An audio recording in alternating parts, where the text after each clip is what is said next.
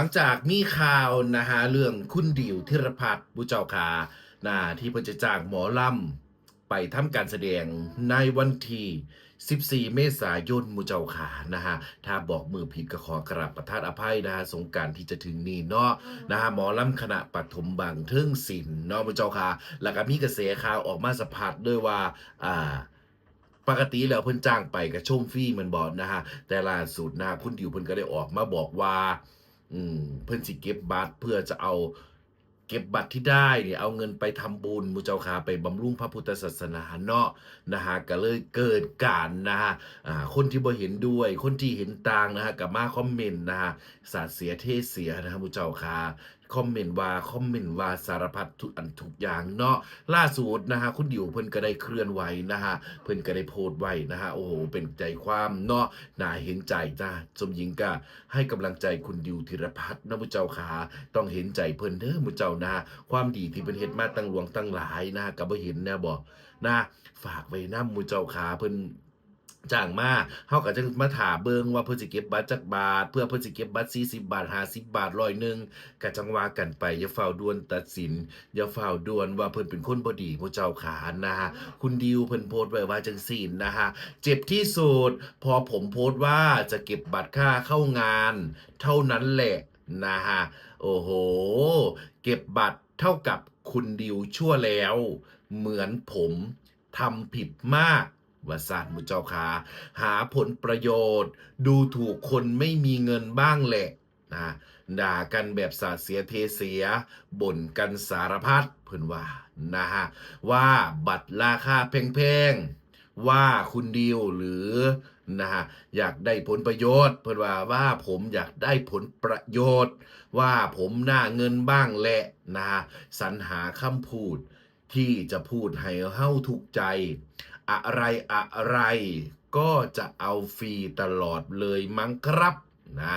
ความดีที่เราทำมาตลอดไม่สามารถลบล้างอะไรได้เลยเอาที่สบายใจเลยครับสำหรับดิวธีรพัฒน์เชิญด่าผมเลยว่าสั่นมุเจ้าขาโอ้โหเอาให้เต็มที่มุเจ้าเลยเพิ่นบอกไว้มุเจ้า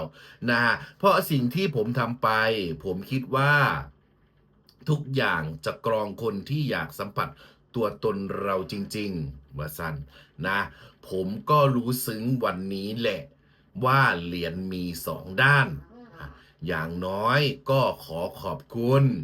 นะแฟนคลับของผมที่ยังสปอร์ตความรู้สึกนะครับขอบคุณจริงๆนะฮะลงซื้อดิวที่ระพัดบุเจ้าขานะก็น่าเห็นใจคือจังสมหญิงวาละบุเจ้าขาสมหญิงก็เข้าใจนะเข้าใจสำหรับ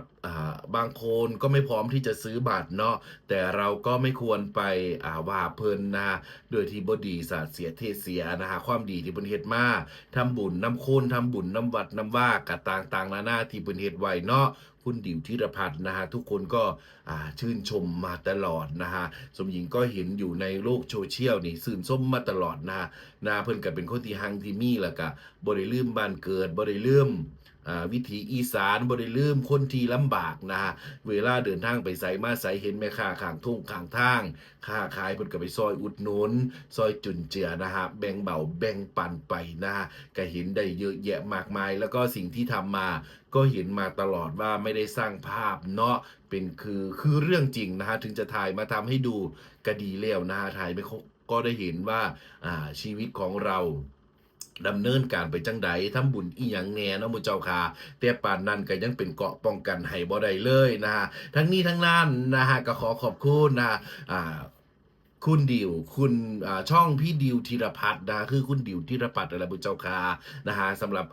ขอความนะฮะแล้วก็รูปภาพสวยๆที่มาประกอบคำบรรยายของหนูนะทั้งนี้ทั้งนั้นก็ขอขอบคุณนะฮะทุกคนที่เขามารับฟังมากดไลค์นะฮะมาติชมเนาะบุญเจ้าค่ะสามารถคอมเมนต์ติชมได้สบายใจเนาะแต่ก็ขอให้ออกมาในมุมที่มันสร้างสรรค์สวยงามเด้อให้กำลังใจกันดีที่สุดบุญเจ้าค่ะเฮ็ดหยังทำหยังก็ดีเบิดล่ะคันคิดว่าอยากเฮ็ดบุญเนาะหมู่เจ้าเนาะฝากไว้นำเด้อหมู่เจ้าค่ะวันที่14เมษายนถ้าพูดมือผิดก็ขอกราบประทานอภัยไว้ล่วงหน้าหมอลำคณะปฐมบันเทิงศิลป์หมู่เจ้านะอยู่ที่บ้านคุณดิวธีรพัฒน์จังหวัดร้อยเอ็ดหมู่เจ้าค่ะ